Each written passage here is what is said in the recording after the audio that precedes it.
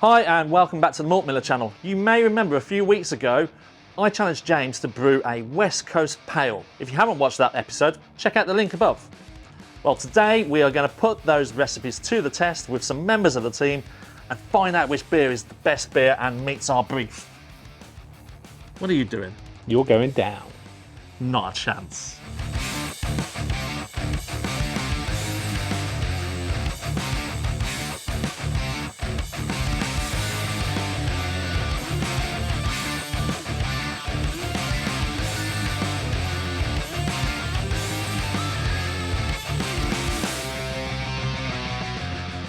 Welcome back to the Malt Miller YouTube channel. Now, a couple of weeks ago, you may have seen that Martin challenged me to a rematch after his crushing defeat in our hazy homebrew head-to-head where we had to brew an IPA. Martin, we're back. I cannot wait for today, James. Okay. We're going to get those beers in front of members of the team. They're going to taste them and they're going to tell us which one hits the brief. You know, we wanted pine, we wanted bitterness, we want grapefruit, we want resinous. West Coast Pale, something easy drinking, something nice and clear. I just can't wait to see what the guys think of it. Well, I know that you're going to be going down, so see how it goes. In your dreams, mate, in your dreams.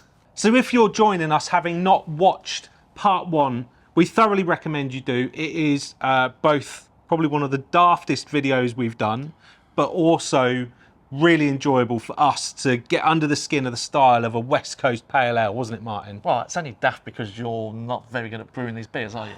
Okay, all right. Let's give the audience a little bit more information, right? On reflection, how was your brew day? Brew day went really well. There wasn't really anything that kind of threw me. Got it in a fermenter, yeast did its job. Added my dry hop just as the yeast was coming towards the end of fermentation, so around about 10.08. Yep. So that hop addition would then help the yeast push it to that 10.006, dry it out. The only thing I would say is time. Not enough time, really. And I guess you'll probably experience the same thing because we're on a tight deadline to get the video done. Bit more time, and that beer would have dropped brighter than it's going to be probably pouring today. And also the fact that it would have just kind of softened down the greenness, the freshness of the beer, which I think helps on this style of beer. Okay, yeah. But I'm looking forward to seeing how it tastes and how it pours. Cool, all right. Well, for me, brew day, again, was really good. I overshot my original gravity target on brew day. I finished at 10.59. I was aiming for, I think, 10.53. Yeah, not accessible beer anymore, no? Yeah, okay. It attenuated as expected, finished at, I think, 10.13. So it is a little bit stronger. It's 5.9. And sweet. But that is still within style guidelines for a West Coast Pale, okay? So, you know, I'm not going to have you try and take me down on that.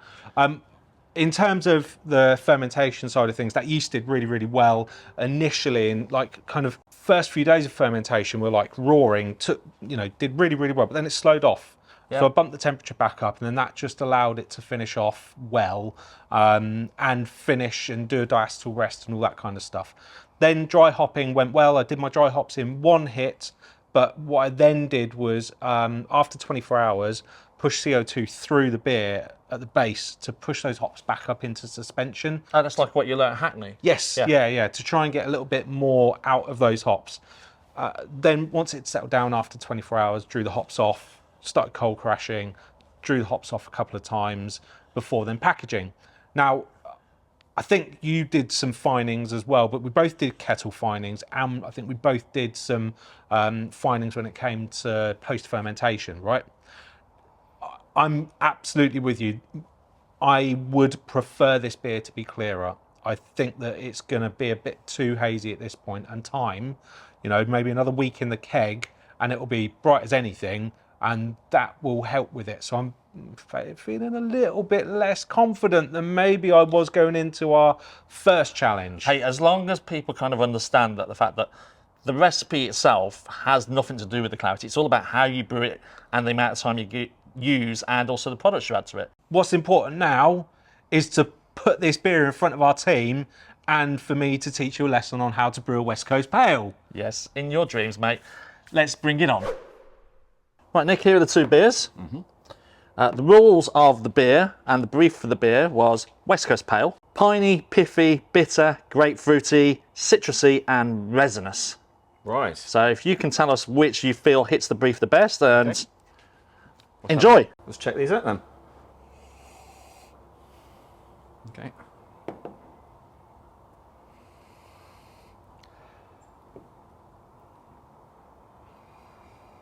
Yeah. Okay, a bit more aroma from this one.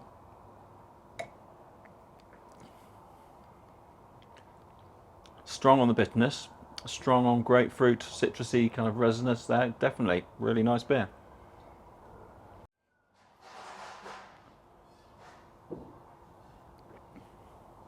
Not as bitter.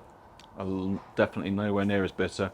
A bit pinier. Yeah, I think that's, again, it's a really nice beer. For me, this one's to style.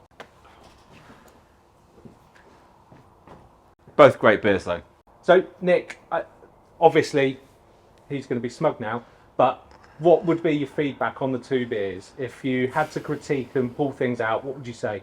Really, I mean, love this one.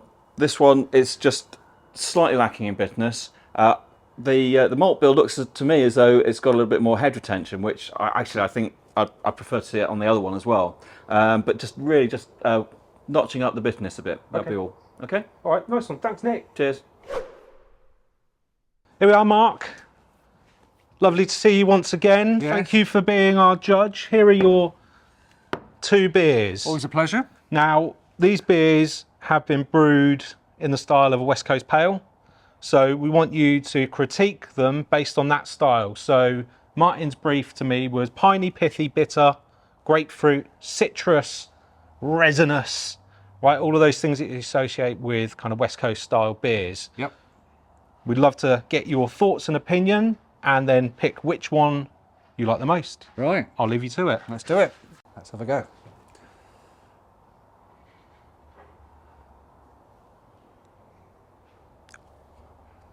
Looks good. Not completely clear, but it's got a lovely aroma. Let's have a getting straight in there.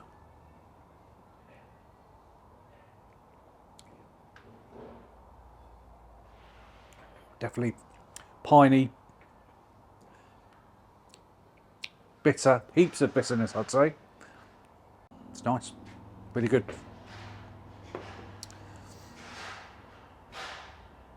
Slightly less clear, this one.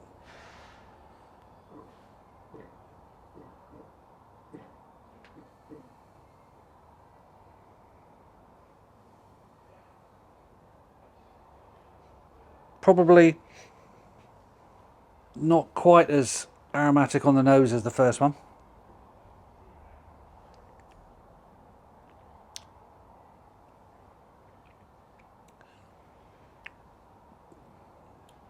This one has a more, I think, softer mouthfeel to it. Not quite so bitter. Oh, they're both very good. Both very good.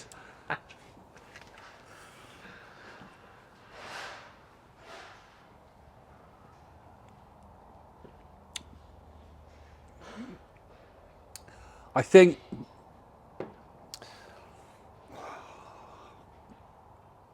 the bitterness and aroma, I'm liking this one over the other. Dry your eyes, mate. Obviously, you've made the wrong decision, but I'd love to know if you've got any feedback for myself or Martin on our beers and anything that you would say, in your experience, you'd want to see done differently on the brew. I really did enjoy, well, I enjoyed them both. I do like bitterness in my beer, so that's why I sort of went that one more than the other one. This one I think could have done with a few more hops on the bitterness side of things, I think. Okay. And I don't know, it's a really nice beer. It's really soft and round. But I think for the style, yeah, it just needs that sort of sharper bitterness, I would say. That's all. The first beer's spot on. Hey Heidi, here are your beers that we'd like you to try. Okay, so the brief for this competition was piney, pithy, bitter, grapefruit, citrus, resinous. So it's kind of like West Coast Pale. Okay? Right. Give them a taste, tell us what you think. Well, marked difference straight away in the visual. One's obviously a lot denser, a lot more hazy, a lot clearer on that side.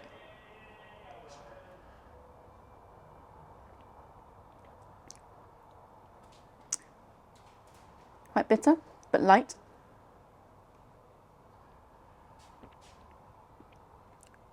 Actually, unsurprisingly, I guess a little bit more rounded. Very, can taste the citrus in both of them. Probably more so in that.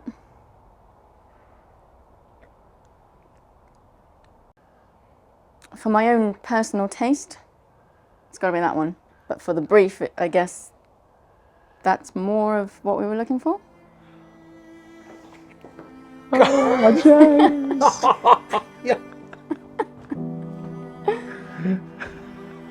It was bound to happen, mate. This is my style, you know.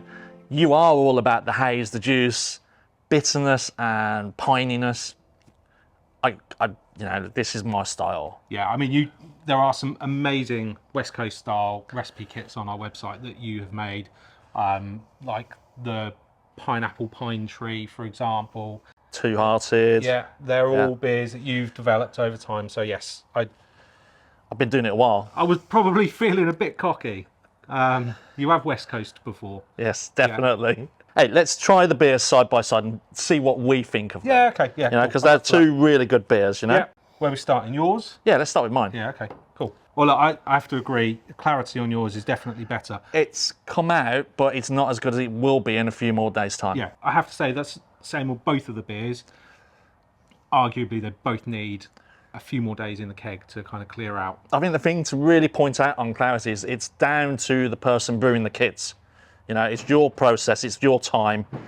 It's not about the ingredients or the brew day. It's all about actually treating the yeast and giving it the time it needs to kind of do what it needs to do. Yeah, and everybody has a different approach, don't they, to creating clarity within the beers. Some people like to use gelatin, some people don't. Some people like to use a lot of kettle fining, some people don't. So ultimately find what works for you, right? Yeah, definitely. Aroma-wise, you've got loads of grapefruit going on, loads of citrus, kind of spiky citrus notes in there, lemon, lime. Yeah. Slightly piney as well in there on the nose. Yeah, maybe just sort of on the end. Bitter mess, man.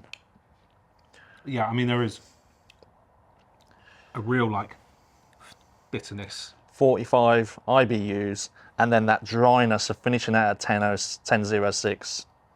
Yeah. For me, I'd probably want it a little bit more carbonated than it is. Yeah, again, that's just with a bit more time, I think. Yeah. But there is it's interesting, isn't it? Because it finished at 10.006, but there is like a residual malt sweetness there, which I guess is from the Munich that you added. The Munich, and also a little bit mosaic in there. I think that kind of adds a little sweetness to the backbone of all that bitterness that's in there. But yeah, Drink hats that. off, Mr. Rake. Cheers, man. I could good drink that job. all day. Yeah. Let's give yours a go. Definitely a bit thicker. That'll be from the wheat as well as the additional kind of sugar content. It looks oilier in the glass. Yeah, right? it's like you've got a little bit too much body to it that you shouldn't really be having on this style. Yeah, well, maybe. I do like the colour of the head on this. There's like a really nice off-white amber tint to the head. That's that beautiful crystal you put in there, which I know I took the mickey out of. But Aroma-wise, I mean, what are you getting on the nose? Oxidized soup. I'm joking with you. No, mate, it's much more subtle, but it's there. You can smell it. It's got that kind of piffy, citrusy to it. Yeah, for me, I get more of the piney, resinous, almost cedar type notes from the Centennial, actually. But less citrus than yours. And I guess that's the use of the pure hop pellets from Bath Hass, the kind of, what previously would have been called BBC. You can taste that thickness on the tongue, and there is a slight oiliness to it. It's not bad. It's really tasty. Whilst this finished at 10.13, so it is higher finishing than yours. Wow. It isn't like clawing. There is enough bitterness in there to sort of clear your palate, but I certainly think because it's finished higher, it would benefit from maybe another 5 or 6 IBUs. Definitely, a little bit more bitterness in there would be really nice in terms of like just making you go, giving that nice pucker and that kind of piffiness to it. Hey, both great beers. I can't keep that off you. It's a very drinkable beer, but it's obviously second place, so I'm going to carry on drinking this. Thank you very much. I'll join you actually. Cheers. Cheers, mate. Here's to the next one. Here is to the next one. If you have enjoyed seeing Martin teach me a lesson this time round, please make sure you subscribe to our channel, hit the bell for notifications, and actually if this is the first time you've hit one of our videos, please check out some of our playlists. I'd highly recommend our Brew With Us playlist, where we team up with professional brewers to learn new skills and bring recipe kits from those breweries to the home brewer. Other than that, I think all that remains to say is thank you very much for watching, and Martin, congratulations. Cheers. Have a good brew.